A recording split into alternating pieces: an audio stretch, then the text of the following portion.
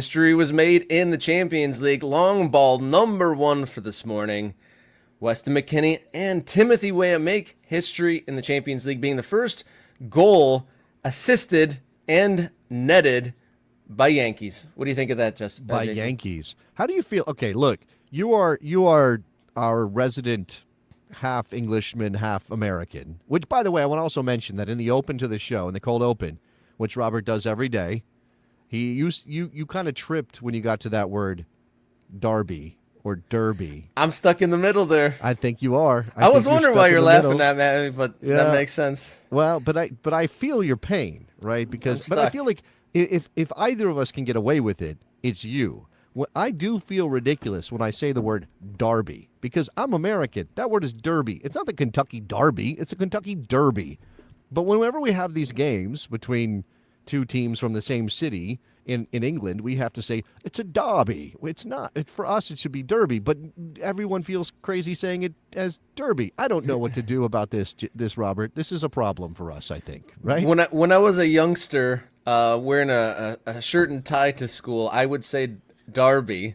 But now that my accent is fully fledged American, it doesn't feel right whatsoever. Yeah. I have no problem going back and forth with soccer and football. Like, I'm beyond that. That conversation, throw that out the window. But Derby is something I haven't quite wrapped my head around just I think yet. the problem with the word Yankee for me is that I, as an American, I connect that to the baseball team. That's the baseball team are the Yankees, and I am no lover of the New York Yankees. I don't want to start anything with our listeners who might actually like the Yankees, but I am For no those lover who of the identify Yankees. themselves as Yankees. Yes, if you self-identify as a Yankee, good for you. I don't, but I'm also not one of those guys. Like, so if you are, this is going to get real deep, sociology-wise.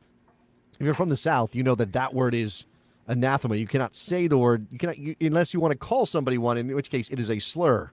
If you are a Yankee, you're a Yankee. If you're down south, nobody wants to be a Yankee. Those are Northerners. Northerners and Yankees. But of course, Tim Weah born in New York City.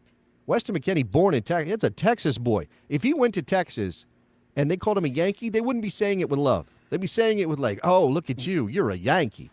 Come on. We got to be careful with that. You're throwing it around willy-nilly over here. but it's an identifier as an American. I think we all know. I know it is. But I don't. Are they using it in Italy? Oh, look, it's a great goal. I mean, it's acrobatic from Weston McKennie. Tim Weah gets a second crack at the cross after initially having his attempt blocked. I think that was Rico Lewis out on him defending. But good stuff, obviously, to look up and see the run. McKennie starts the sequence. I think Vlahovic does a good job of dragging some defenders. City is just a disaster, though. Yeah, we should note that this goal was a clinching goal to defeat Manchester City on top of it all. But Manchester City is a shadow of their former selves right now, and maybe they'll get back, and maybe they'll be good, and the talent is still there. And Pep Guardiola, as long as he doesn't claw all the skin off his face, will probably still be a good coach when they pull out of this. But that is not a sort of vintage City. It's important for Juve, and they can only play the team in front of them, right? I don't want to diminish what Juve did because they beat Manchester City when they needed to. And, of course, again, Weston McKennie, Tim Weah, both of them off the bench, add the final goal, make sure that game stays as a win in Juve's column, and it is history for us. I guess I'm a little bit cynical about these moments, now, which is weird because if you said to me 10 years ago, there's going to be an assistant American in a Champions League game for Juventus of all clubs, I would have been like, what? No, that's never going to happen. That sounds like a Mad Lib. That's a soccer Mad Lib. That's not real. That's a dream that I can't even allow myself to have because I don't want to suffer any disappointment if it never comes true. And yet here we are, and I'm sitting there going, oh, yeah, it's okay. That's good for them. Like I don't know. There's this sort of this, speaking of the whole Yankee thing, there's this rah-rah USA feeling to this that I guess I'm sort of over. Like, at this point, I'm ready for us to move on from that, for this to be common, for this to be normal, for us to be like, yeah, America scored in the Champions League, totally happens all the time. An American assisted in the Champions League, totally happens all. Two Americans involved in the same goal, totally happens all the time. I'm ready for that to be a thing. I know I shouldn't take it for granted that it will be, but I'm glad it happened.